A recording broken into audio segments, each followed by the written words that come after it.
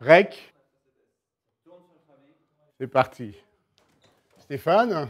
Je suis en train de manger un gâteau. Bonjour, Stéphane Severino. Je suis ravi de vous accueillir. Je suis un petit peu intimidé aussi.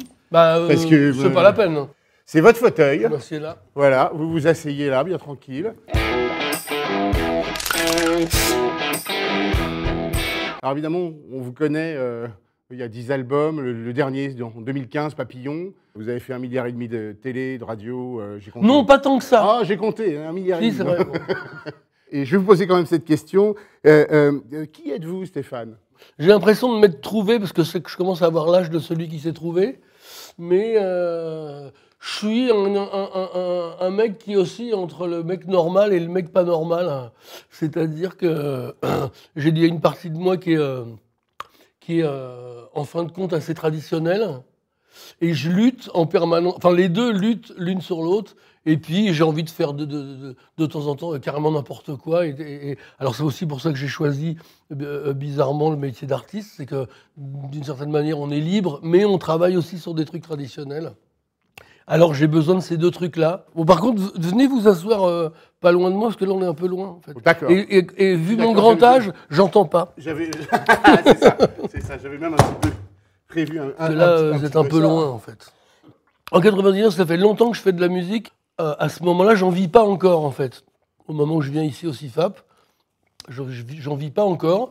J'ai déjà eu, jusqu'à cette époque-là, genre 5-6 groupes en même temps. Je suis toujours fourré dans des concerts. Je joue avec des groupes dans lesquels on répète plus qu'on ne joue. Mon arrivée à la CIFAP, elle correspond à une époque où je décide de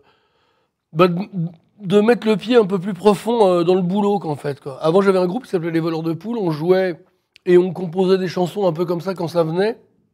À partir de ce moment-là, là, cette période-là, je décide de bosser tous les jours. Je me mets à chercher des chansons plus cohérentes. Je rencontre des gens aussi qui me disent tes chansons, elles ont 3 sujets. Donc tes 3 couplets, là, ça pourrait être 3 chansons différentes si tu les développes chacune de leur côté. Donc je me mets à me dire qu'il y a une technique qu'il faut trouver et qui est utile à faire ce que j'appelle des bonnes chansons. Après, ouais. On peut les aimer ou pas, mais en tout cas, le texte est abouti, quoi. Donc je suis en plein dans ce boulot-là à cette époque-là.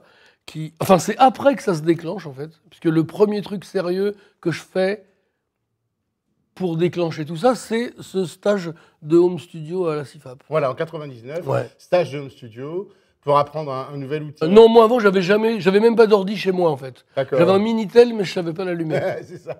Et donc CIFAP? Donc CIFAP, je rencontre pour la première fois d'autres mecs un peu comme moi, c'est-à-dire des gens qui aiment la musique et qui ont envie soit de bosser dans le son, soit de sortir du petit home studio qu'on avait tous à l'époque. En tout cas, ça m'a donné des notions qui faisaient que quand je suis arrivé sur mon premier album en 99, donc pas très longtemps après, avec un réalisateur aussi, quand il faisait, j'ai continué à apprendre avec ce que je savais en le voyant faire, et j'étais pas totalement à l'étranger, quoi. Prendre des fichiers audio et les mettre les uns au-dessus des autres et fonctionner comme avec une partition, c'est-à-dire verticalement. Et c'était pour moi pas inconnu grâce à ce stage, et je suis passé après avec mon propre Pro Tools en 2004 ou 5 peut-être, quand même longtemps après. Un peu après, ouais, c'est ça. Commence à faire les maquettes à la maison tranquille. Ouais, exact, voilà. Alors, quelque chose que je voudrais bien voir illustrer, je vous explique. Je vais chercher un petit accessoire dont j'ai besoin. C'est un coussin de méditation. C'est un coussin fabuleux pour mettre un laptop. Il y a ce truc-là. Ouais. Alors, c'est Logic. Ouais. Vous avez appris Pro Tools. Ouais. Je suis pas là pour vous piéger, pour vous demander... Non, parce que Logic, je connais rien, mais ça doit pas être si compliqué que ça. Qu'est-ce que vous vous dites et à quoi vous pensez à chaque fois que vous faites un mix? Alors, à chaque fois que je pense à un mix, je pense à un truc qui m'est arrivé ici. Alors, je sais pas si je vais arriver à le faire. À un moment ici, dans le stage que j'ai fait de home studio, dans les derniers jours, ou avant le dernier jour, on avait un mix à faire avec un morceau, avec tous les fichiers, enfin, le truc déjà enregistré. Donc, j'avais mon écran comme ça, rempli de fichiers horizontaux, pardon, et à un moment, sans faire exprès, avec ma flèche, là, et je sais pas par quelle manip, j'avais dû faire un espèce de raccourci sans faire exprès, et j'avais massacré l'enregistrement avant le mix. Et donc, il restait que des espèces de bouts spéciales. J'en avais genre une guitare, un peu de voix, un pauvre charlet. Et c'était vraiment pourri. Mais j'ai tellement pas osé le dire que... Alors des fois, par exemple, chez moi, je fais ça. Sans faire exprès, je refais le même truc, ce que j'appelle, moi, un CFAP. Okay. C'est-à-dire, tu te défaces sans faire exprès, d'accord. Et je fais avec mes propres instruments, ou je les décale, et comme je n'arrive pas à les remettre, et ben donc je fais, je sais pas quoi, pomme Z, et je réenregistre. Je me fais pas chier à aller retrouver le truc qui est quelque part dans mon ordi. Je les laisse pourrir dans l'ordinateur comme ça. Comme ça, mon ordinateur, au bout de 5-6 ans, marche très très bien. Il est café de petits trucs inutiles. Non, mais je reste assez branleur. Alors, d'abord, je vais revenir ici pour essayer d'aller un peu plus loin que là où je me suis arrêté. Mais je trouve qu'il y a ma réflexion, c'est que nous, les musiciens, et pas les assistants et les monteurs, c'est pas mal quand même quand on passe une journée entière, des fois 2 jusqu'à 3 sur un morceau.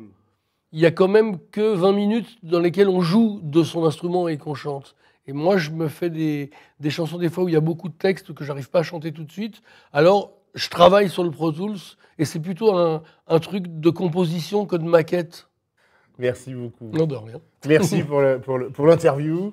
Merci pour la présence, je vais te libérer. Alors, on va manger une chouquette et puis... oui, non, il n'y en a plus, c'est moi qui ai tout becté. Merde. Ouais. Non, mais peut-être qu'il y en aura d'autres. Personne n'a eu le temps d'aller en prendre.